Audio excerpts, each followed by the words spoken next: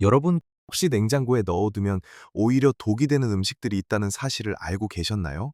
냉장고는 음식을 신선하게 보관해주는 마법의 공간 같지만 고이간의 사실 어떤 음식들에게는 그 신선함을 빼앗고 심지어 건강까지 해칠 수 있는 곳이 된답니다.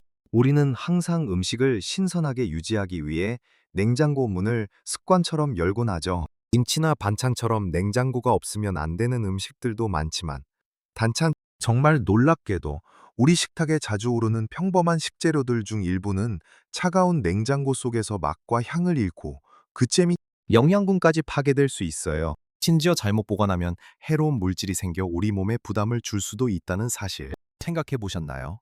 안타깝게도 많은 분들이 이러한 사실을 모르고 계셔서 소중한 식재료를 망치고 알게 모르게 건강까지 해치는 경우가 많습니다.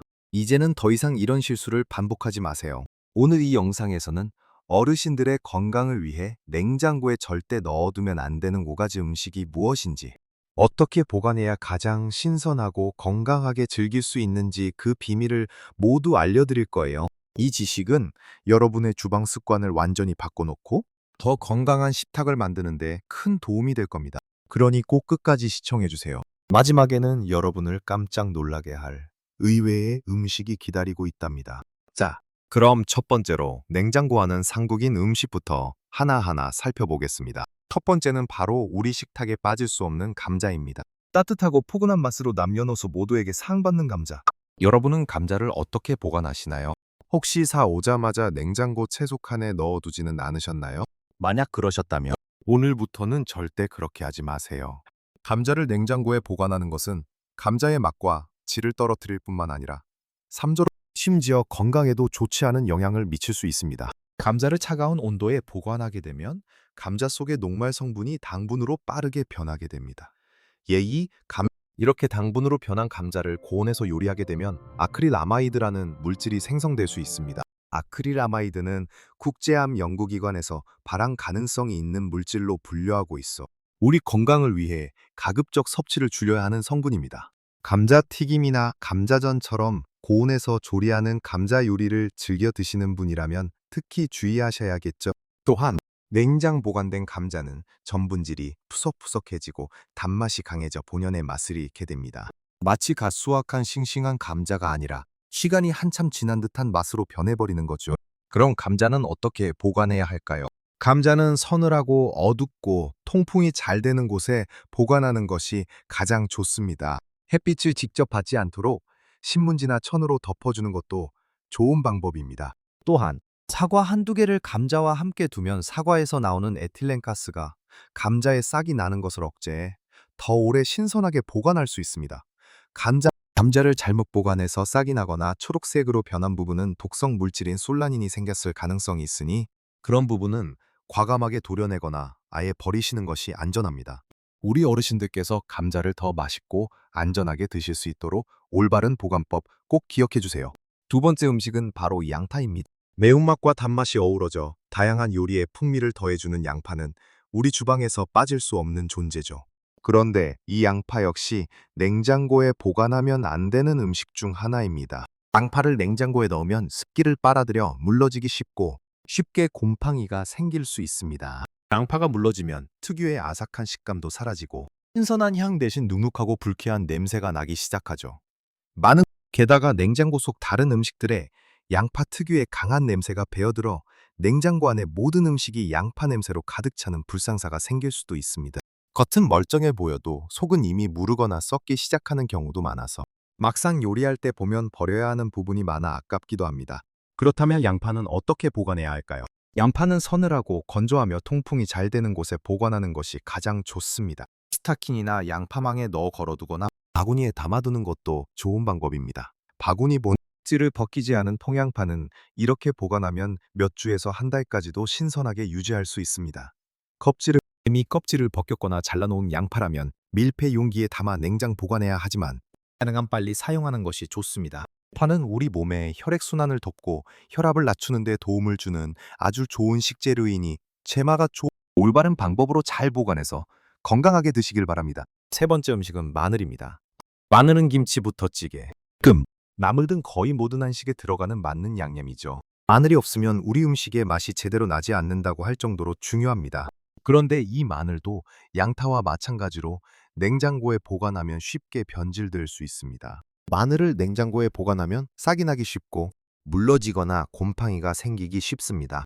특히 통마늘이 아닌 다진 마늘의 경우 냉장 보관하더라도 쉽게 변색되거나 냄새가 변할 수 있습니다.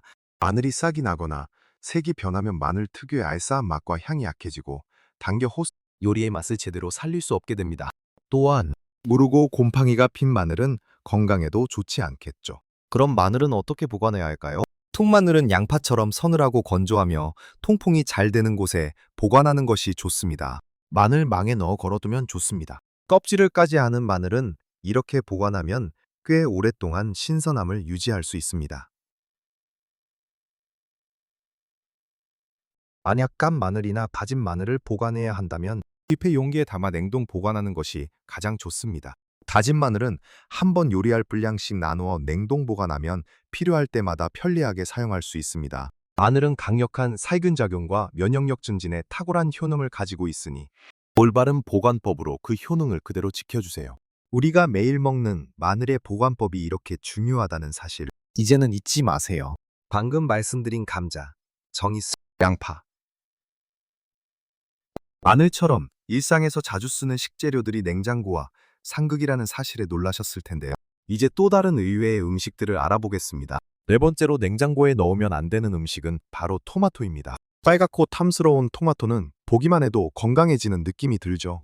그런데 이 토마토를 냉장고에 보관하면 그 신선한 맛과 향을 잃게 됩니다.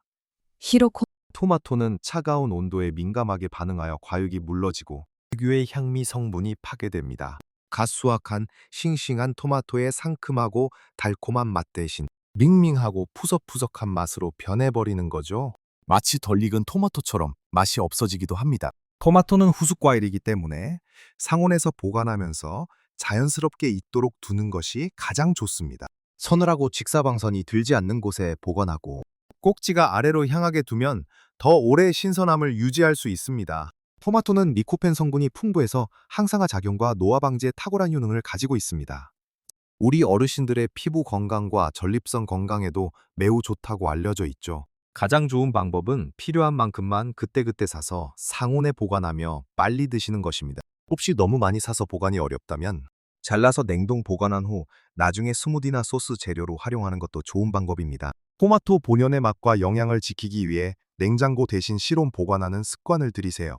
다섯 번째 음식은 최근 많은 분들이 건강식품으로 즐겨 드시는 아보카도입니다. 녹색의 부드러운 화육의 일품인 아보카도는 불포화 지방산이 풍부해서 심혈관 건강에 매우 좋다고 알려져 있습니다.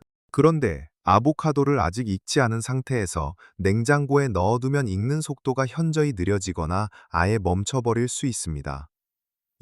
딱딱한 아보카도를 냉장고에 넣어두면 영원히 후숙되지 않아 돌처럼 딱딱하게 굳어버리거나 껍질은 검게 변하는데 속은 여전히 딱딱하고 맛이 없는 상태가 될 수 있습니다.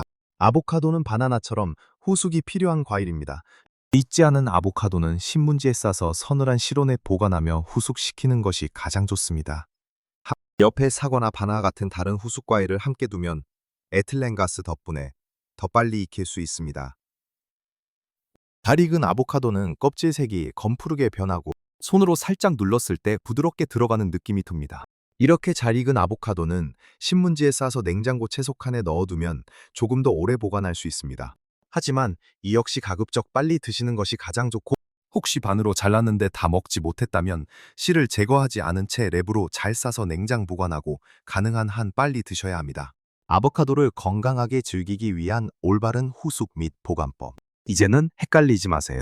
여섯 번째로 말씀드릴 음식은 바나나입니다. 남녀노소 누구나 좋아하는 바나나는 간편하게 에너지를 채워주는 좋은 과일이죠. 그런데 바나나도 냉장고에 넣으면 안 됩니다.